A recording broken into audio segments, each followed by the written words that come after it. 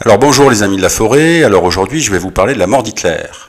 Alors en novembre 2017, l'administration Trump a fait déclassifier des documents de la CIA et l'un d'entre eux a relancé les hypothèses sur le mystère de la mort entourant Hitler. En effet, en 1955, un ancien soldat allemand, Philippe Citroën, qui n'a rien à voir avec la famille française, réfugié en Amérique du Sud, avait contacté le résident de la CIA au Venezuela et lui avait dit avoir vu en Colombie, dans la ville de Tunja, un homme qui disait s'appeler Hitler, et avec qui il avait fait une photo.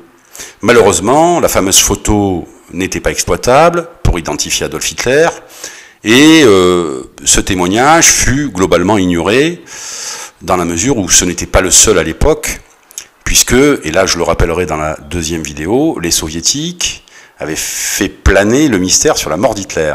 Non, ce n'est pas les témoignages, les centaines et les milliers de témoignages sur des gens ayant vu Hitler qui manquaient. Alors il n'en fallait pas plus pour relancer la machine à fantasmes que certains youtubeurs, comme Christophe Croux-Houplon, ont chevauché avec délectation pour annoncer qu'Hitler n'était pas mort à Berlin, mais qu'il était allé faire la teuf en Amérique du Sud pour s'éteindre en 1973 en Argentine.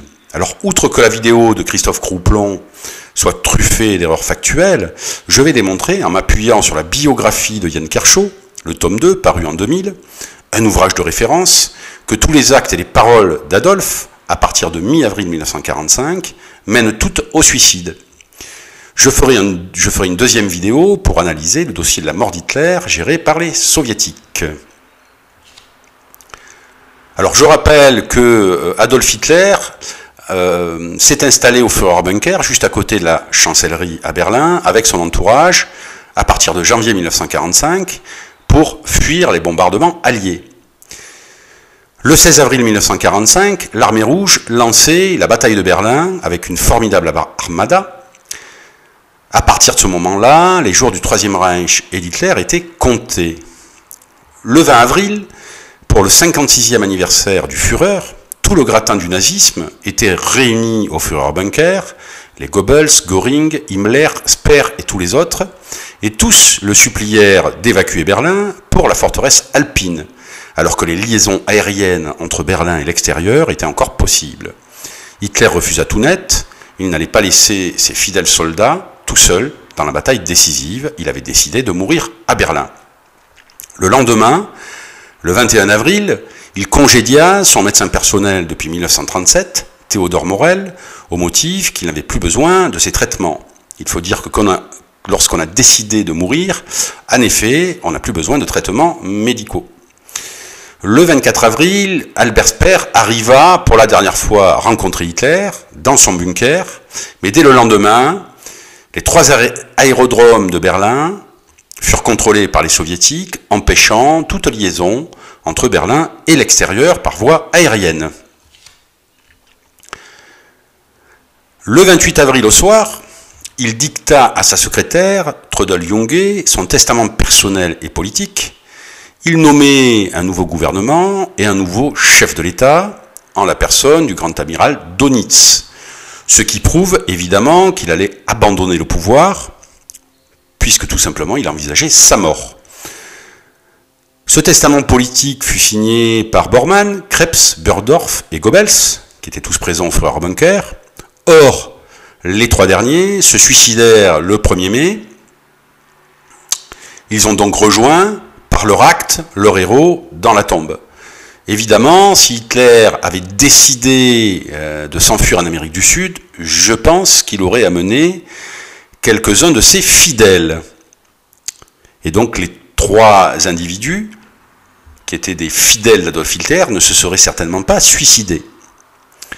Le 29 au matin, il se maria avec Eva Braun, sa maîtresse depuis longtemps, qui avait préféré, dixit Hitler, mourir à Berlin avec lui, plutôt que de fuir vers la forteresse alpine. Dans la journée de ce 29 avril, de l'acide prussique fut distribué aux résidents du bunker, et Hitler en fit ingérer à son animal chéri, Blondie, son berger allemand, qui est en photo à côté. Or, si Hitler avait décidé de s'enfuir, il aurait à coup sûr emmené sa chienne qu'il chérissait, beaucoup plus que sa femme Eva Braun.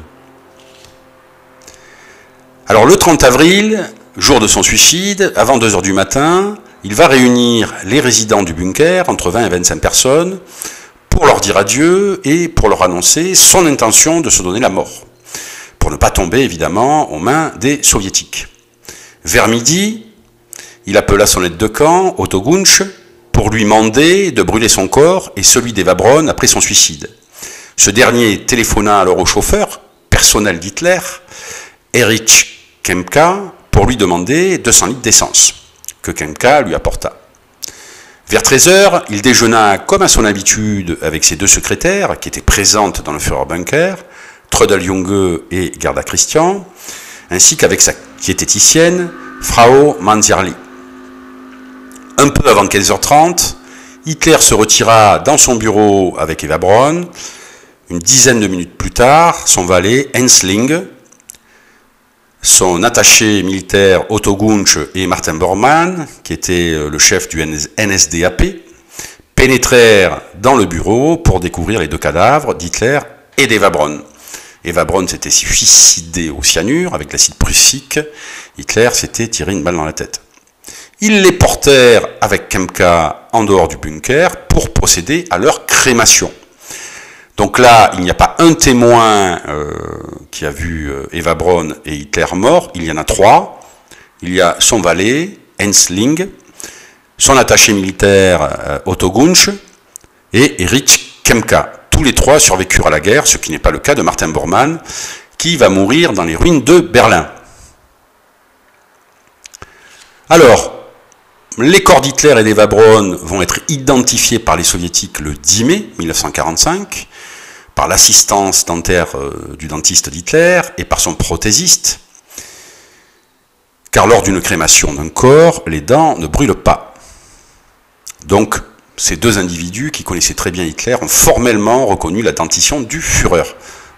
Et on verra en fait dans la 2e vidéo que les soviétiques vont faire mystère de cette identification et vont même faire croire aux occidentaux qu'Hitler s'est enfui en Amérique du Sud.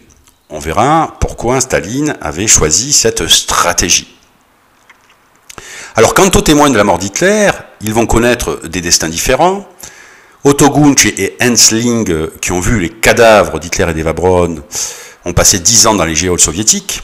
Ling fut libéré en 1955, Gunsch en 1956. Ils retournèrent tous les 2 vivre en Allemagne, en RFA, et témoignèrent de leur expérience. Le chauffeur d'Hitler, Erich Kempka, fut arrêté par les Américains en 1945, témoigna à Nuremberg et fut libéré en 1947. Pour l'anecdote, lors du jugement en 2008 du chauffeur d'Oussama Ben Laden, ses avocats invoquèrent le cas de Kempka, chauffeur d'Hitler, qui ne fut pas condamné. On peut trouver ça logique, puisque le chauffeur d'une personnalité politique n'est pas responsable des actes qu'a effectué cette personnalité politique. Gerda Christian, la secrétaire d'Hitler, témoigna à Nuremberg, décéda en 1997, et Trudel Junge, arrêtée par les Américains, fut libérée en 1947. À noter qu'elle tourna dans le film allemand La Chute, qui narre les derniers jours d'Hitler, où elle témoigne de son expérience au début et à la fin du film. Elle est décédée en 2002. Voilà, je vous remercie, à bientôt.